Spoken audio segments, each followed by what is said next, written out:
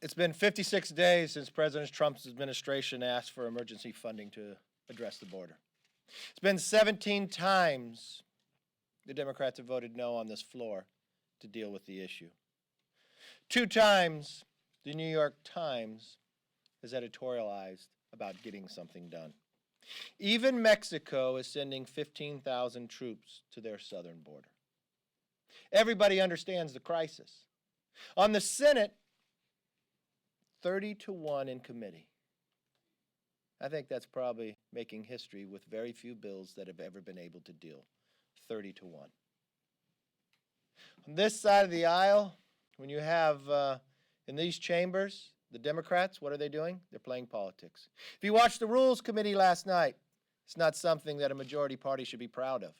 They go to the Rules Committee, it falls into collapse. They say the Rules Committee will come back today with a same-day rule only to make a bill more partisan and more political when everybody else understands there's a crisis. Today is Tuesday. I'm calling on the Speaker not to play politics, to take the Senate bill, and that could become law, and that will help the humanitarian aid along this border. Do not let us leave this week. Do not wait till Thursday to say it's too late. She's waited 56 days to run out the clock. This is not a time to play politics. I know their behavior is that. Even when we deal with generic drugs and we get a bipartisan bill with all Republicans and all Democrats, before it comes to the floor and it moves to her desk, she makes it partisan. Or if we deal with a pension bill inside Ways and Means, where every Republican and every Democrat votes for the bill, when it goes across her desk, again, removes anything and adds something that's political. This is not a time for politics. The Senate has shown what adult supervision can do with bipartisanship to get it done. In the House, if she puts the Senate bill on the floor, which is not the total solution to the problem, she will get a bipartisan vote. Speaker Pelosi is determining whether the aid to the border gets shut down or whether we have a solution that can be voted on and moved to the president's desk. It's her alone who's playing politics with this. I would tell you, as the leader on the Republican side, I will vote for the Senate bill. 17 times we tried to do something else, and she has said no. The Senate has found a place to find bipartisanship with 30-1.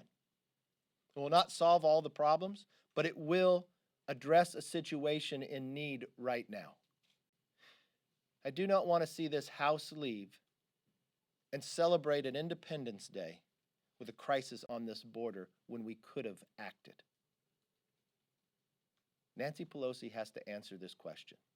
Will she play politics when there's a bipartisan bill sitting out there that she knows that can get to the president's desk?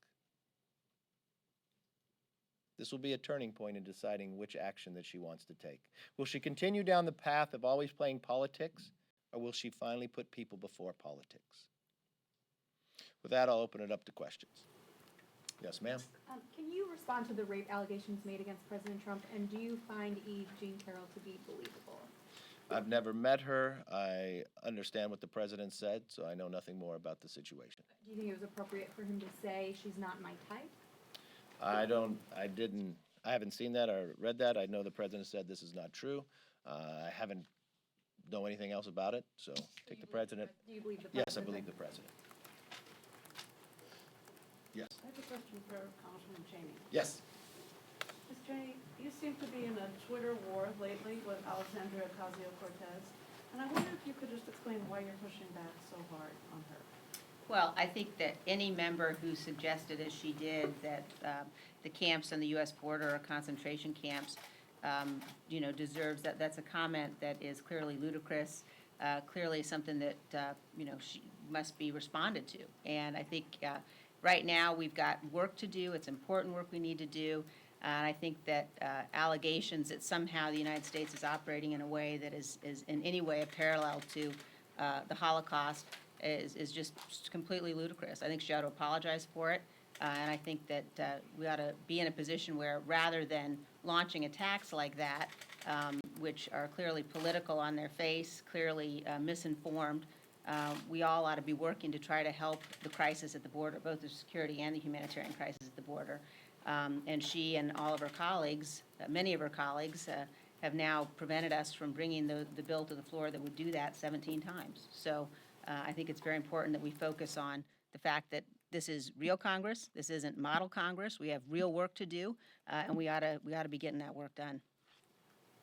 Mr. Leader, do you think that Congress needs to place more specific limitations and guardrails on ICE and CBP for the care that they provide in these migrant facilities, given what was discovered with children being sick, not having diapers, and dirty clothes, no soap, no toothbrushes? Does Congress need to step in and really dictate these standards? I think the thing we need to do is we need to make sure we have the clear reporting, but most importantly, you can't provide that if they don't have the funding.